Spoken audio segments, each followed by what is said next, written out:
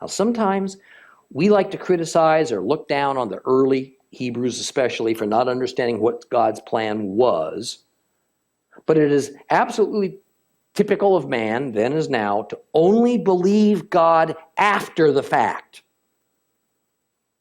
No matter how many prophets God sent to Israel, very few Israelites ever believed what those men had to say until after the consequences happened.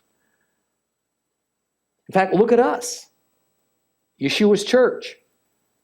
Today, the Lord has told us unequivocally, that when Israel returns as a nation, and when Jerusalem is retaken from the Gentiles, things that have occurred actually fairly recently in history, this is the sign, we're told, we are living in the last days. This is the sign. We're told that Jerusalem and the land of Israel will become a cup of trembling for the whole world. It most certainly has become that.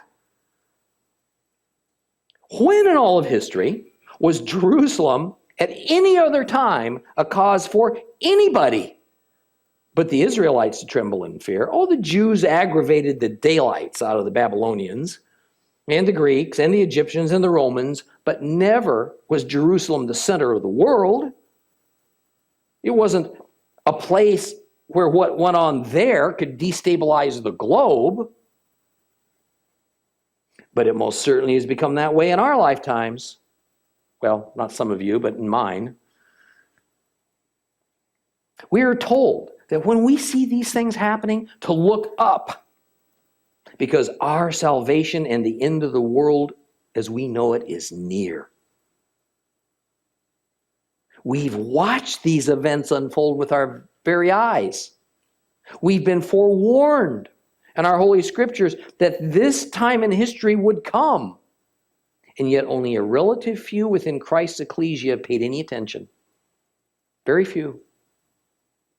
Let us vow not to be blind any longer to this incredible time in which we live, nor be oblivious to what it means, nor passive and how we should respond. In general, when we turn to a blind or a disinterested eye towards these events, you know what we're doing?